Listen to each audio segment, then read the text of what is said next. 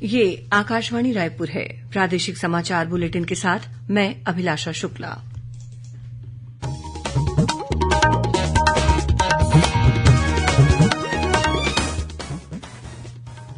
और अब पेश है आज के मुख्य समाचार। प्रदेश में भीषण गर्मी को देखते हुए स्कूल शिक्षा विभाग ने कल से 15 जून तक सभी स्कूलों को बंद रखने का निर्णय लिया। राज्य में लोकसभा चुनाव के दूसरे और तीसरे चरण का चुनाव प्रचार जोरों पर। उत्तर प्रदेश के मुख्यमंत्री योगी आदित्यनाथ ने आज राजनांदगांव और कोरबा में, तो वहीं कांग्रेस की राष्ट्रीय महासचिव प्रियंका वाड्रा ने बालोद और राजनांदगांव में ली सभाएं। तीसरे चरण के तहत कल नाम वापसी का अंतिम दिन।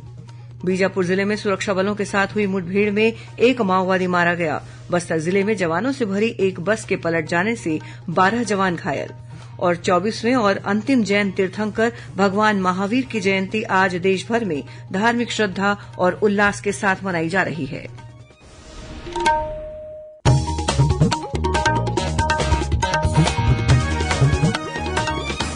अब समाचार विस्तार से। प्रदेश में भीषण गर्मी और लू के प्रभाव को देखते हुए स्कूल शिक्षा विभाग ने कल 22 अप्रैल से सभी स्कूलों को बंद रखने का निर्णय लिया है। इस संबंध में आदेश जारी कर दिया गया है। आदेश के अनुसार स्कूलों में कल से 15 जून तक ग्रीष्मकालीन अवकाश रहेगा। अवकाश से शिक्षकों को अलग रखा गया है। गौरतलब है कि पूर्व में 1 मई से 15 जून तक ग्रीष्मकालीन अवकाश घोषित किया गया था। प्रदेश में लोकसभा चुनाव के दूसरे और तीसरे चरण का चुनाव प्रचार जोर शोर से जारी है।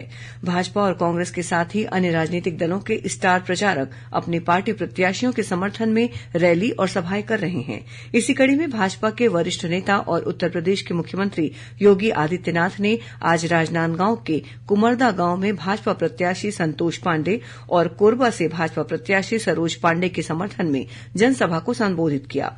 इस मौके पर श्री योगी ने कहा कि भाजपा सरकार प्रदेश में पिछड़ों, आदिवासियों और दलितों के हित में अनेक कार्य कर रही है। वहीं कांग्रेस पर निशाना साधते हुए उन्होंने कहा कि कांग्रेस ने युवाओं को आतंकवाद के नाम पर उकसाने का कार्य किया है। श्री योगी ने कहा कि जब भी अवसर मिला कांग्रेस ने छत्तीसगढ़ को लूटने का कोई मौका नहीं छोड़ा। इस मौके पर प्रदेश के उप मुख्यमंत्री विजय शर्मा सहित पार्टी के वरिष्ठ नेता और जनप्रतिनिधि उपस्थित थे। वहीं कोरबा लोकसभा क्षेत्र से भाजपा प्रत्याशी सरोज पांडे ने गौरेला पेंड्रा मरवाही जिले के मरवाही शहर में रोड शो किया। इस दौरान उन्होंने जनसंपर्क कर व्यापारियों और विभिन्न वर्गों के लोगों से अपने पक्ष में वोट डालने की अपील की। सुश्री पांडे ने बरगवां और कुम्हारी में भी सभाएं की। दूसरी ओर कांग्रेस की राष्ट्रीय महासचिव प्रियंका गांधी वाड्रा ने आज बालोद जिले के हथौद में कांकेर लोकसभा क्षेत्र से पार्टी प्रत्याशी बीरेश ठाकुर और राजनांदगांव के मोहत गांव में पार्टी प्रत्याशी भूपेश बघेल के समर्थन में चुनावी रैलियों को संबोधित किया। इस मौके पर श्रीमती वाड्रा ने कहा कि देश में महंगाई और बेरोजगारी चरम पर है। उन्होंने कहा कि केंद्र सरकार ने उद्योगपतियों के लिए लाखों करोड़ों रुपए का कर्ज माफ किया है, लेकिन किसानों का कर्ज माफ नहीं किया है। श्रीमती वाड्रा ने कहा कि छत्तीसगढ़ में कांग्रेस की सरकार ने 5 सालों के दौरान लोगों की समस्याओं को दूर करने का प्रयास किया था। उन्होंने कहा कि केंद्र में कांग्रेस की सरकार आने पर महालक्ष्मी योजना शुरू की जाएगी। इसके तहत महिलाओं को हर साल 1 लाख रुपए दिया जाएगा। इस मौके पर पार्टी के प्रदेश प्रभारी सचिन पायलट, प्रदेश कांग्रेस अध्यक्ष दीपक बैज सहित पार्टी के वरिष्ठ नेता और कार्यकर्ता उपस्थित थे। इस बीच भाजपा के वरिष्ठ नेता केंद्रीय गृह मंत्री अमित शाह कल 22 अप्रैल को कांकेर में और भाजपा के राष्ट्रीय अध्यक्ष जेपी नड्डा लोरमी, आरंग और भिलाई में भाजपा प्रत्याशियों के पक्ष में चुनावी सभाएं लेंगे। वहीं प्रधानमंत्री नरेंद्र मोदी 23 अप्रैल को जांजगीर चांपा लोकसभा क्षेत्र के सक्ती और महासमुंद लोकसभा क्षेत्र के धमतरी में जनसभा को संबोधित करेंगे। प्रदेश में लोकसभा चुनाव के तीसरे चरण के तहत रायपुर सहित 7 संसदीय क्षेत्रों में कल नाम वापसी का अंतिम दिन है। उम्मीदवार कल दोपहर 3 बजे तक अपने नाम वापस ले सकेंगे। इससे पहले कल नामांकन पत्रों की जांच की गई। इनमें 187 उम्मीदवारों के नामांकन वैध पाए गए, जबकि 22 उम्मीदवारों के नामांकन रद्द कर दिए गए। गौरतलब है कि प्रदेश के 7 लोकसभा क्षेत्रों रायपुर, दुर्ग, बिलासपुर, सरगुजा, जांजगीर चांपा, रायगढ़ और कोरबा में 7 मई को मतदान होगा। बीजापुर जिले में आज सुरक्षा बलों के साथ हुई मुठभेड़ में एक माओवादी मारा गया है। जिले के भैरमगढ़ थाना क्षेत्र में माओवादियों की मौजूदगी की खुफिया सूचना के आधार पर डिस्ट्रिक्ट रिजर्व गार्ड डीआरजी की टीम तलाशी अभियान पर गई थी। इसी दौरान आज सुबह केशकुतुल के जंगल में पुलिस और माओवादियों के बीच मुठभेड़ हुई, जिसमें एक माओवादी मारा गया है। मौके से हथियार, विस्फोटक और अन्य माओवादी सामग्री बरामद की गई है। बस्तर जिले के कोडेनार थाना क्षेत्र में जवानों से भरी एक बस के अनियंत्रित होकर पलट जाने से 12 जवान घायल हो गए। इनमें से 7 जवानों को मामूली चोटें आई हैं, वहीं 5 जवानों का इलाज डिमरापाल मेडिकल हॉस्पिटल में चल रहा है, जिनकी हालत खतरे से बाहर बताई गई है। बताया जाता है कि मध्यप्रदेश सशस्त्र बल के जवान बस्तर संसदीय क्षेत्र में पहले चरण का लोकसभा चुनाव संपन्न कराने के बाद दंतेवाड़ा से गरियाबंद जा रहे थे। इसी दौरान उनकी बस बस्तर जिले के ग्राम डिलमिली के पास पलट गई। उधर रायगढ़ जिले के अमलीडीह गांव में एक 4 पहिया वाहन के पलट जाने से 20 महिलाएं घायल हो गईं। इनमें से 15 महिलाओं का इलाज घरघोड़ा के सामुदायिक स्वास्थ्य केंद्र और 5 महिलाओं का इलाज मेडिकल कॉलेज अस्पताल में चल रहा है। ये सभी महिलाएं छठी कार्यक्रम में शामिल होने बहिरकेला गांव से जांजगीर जा रही थीं। 4 पहिया वाहन में करीब 30 महिलाएं सवार थीं। इस बीच कलेक्टर कार्तिकेय गोयल ने घायलों के बेहतर इलाज की व्यवस्था करने के निर्देश अधिकारियों को दिए हैं। वहीं घरघोड़ा के एसडीएम रमेश मोर ने घायलों से मुलाकात कर उनका हालचाल जाना। इधर सक्ती जिले के चरौदी गांव में ट्रेलर ने 2 मोटरसाइकिलों को टक्कर मार दी। इस हादसे में एक युवक की मौत हो गई, वहीं 4 अन्य लोग घायल हो गए हैं। वहीं जांजगीर चांपा जिले में स्थित नहर में मोटरसाइकिल सवार 2 युवक अनियंत्रित होकर गिर गए। इनमें से एक युवक की लाश मुनुंद गांव और दूसरे युवक की लाश धुरकोट गांव से बरामद की गई है। प्रादेशिक समाचार आप आकाशवाणी रायपुर से सुन रहे हैं।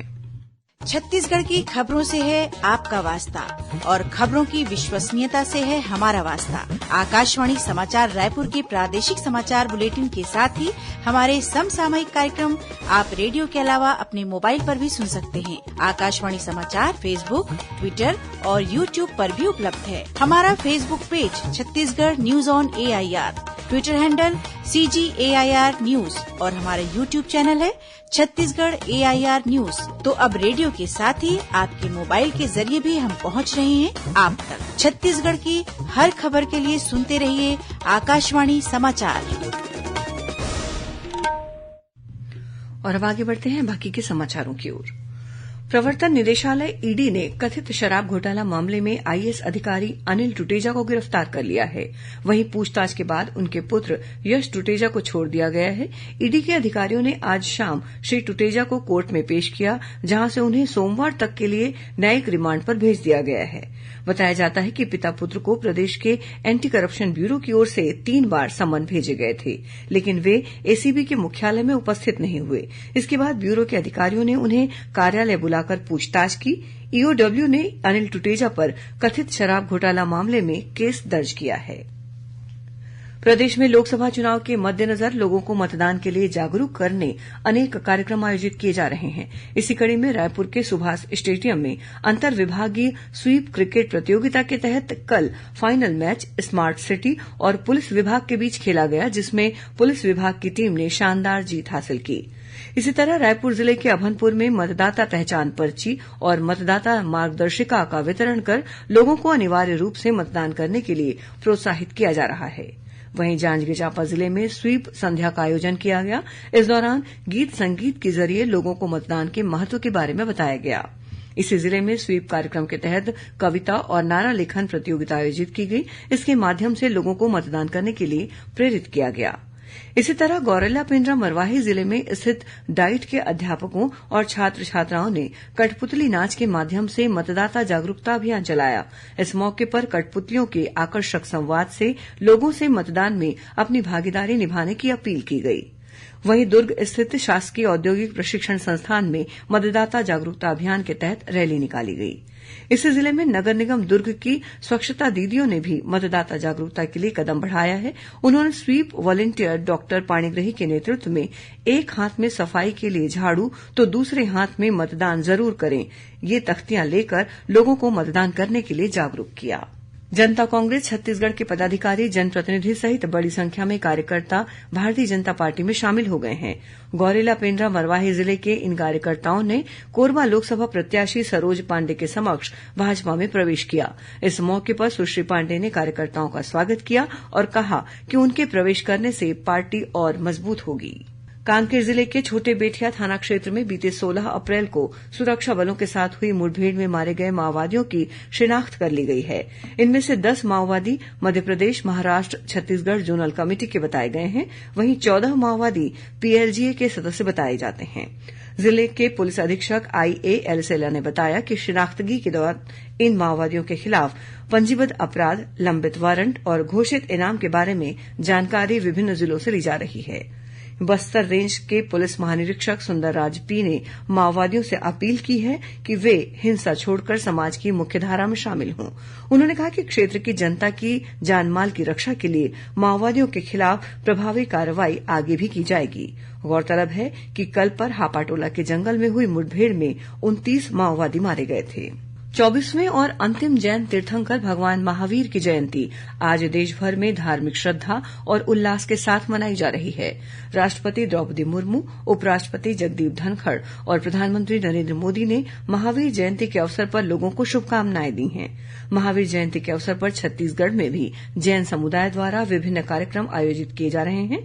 राजनांदगांव जिले में आज सकल जैन समाज ने शोभायात्रा निकाली। रायपुर के अशोका बिरयानी रेस्टोरेंट में 2 कर्मचारियों की मौत के मामले में रायपुर जिला न्यायालय ने रेस्टोरेंट के संचालक कृष्णकांत तिवारी को 4 मई तक न्यायिक रिमांड पर जेल भेज दिया है। गौरतलब है कि पुलिस ने इस मामले में रेस्टोरेंट के 4 कर्मचारियों के खिलाफ मामला दर्ज किया था। अंत में मुख्य समाचार एक बार फिर। प्रदेश में भीषण गर्मी को देखते हुए स्कूल शिक्षा विभाग ने कल से 15 जून तक सभी स्कूलों को बंद रखने का निर्णय लिया। राज्य में लोकसभा चुनाव के दूसरे और तीसरे चरण का चुनाव प्रचार जोरों पर। उत्तर प्रदेश के मुख्यमंत्री योगी आदित्यनाथ ने आज राजनांदगांव और कोरबा में, तो वहीं कांग्रेस की राष्ट्रीय महासचिव प्रियंका वाड्रा ने बालोद और राजनांदगांव में ली सभाएं। तीसरे चरण के तहत कल नाम वापसी का अंतिम दिन। बीजापुर जिले में सुरक्षा बलों के साथ हुई मुठभेड़ में 1 माओवादी मारा गया। बस्तर जिले में जवानों से भरी एक बस के पलट जाने से 12 जवान घायल। और 24वें और अंतिम जैन तीर्थंकर भगवान महावीर की जयंती आज देशभर में धार्मिक श्रद्धा और उल्लास के साथ मनाई जा रही है। इसी के साथ प्रादेशिक समाचार बुलेटिन समाप्त हुआ। नमस्कार।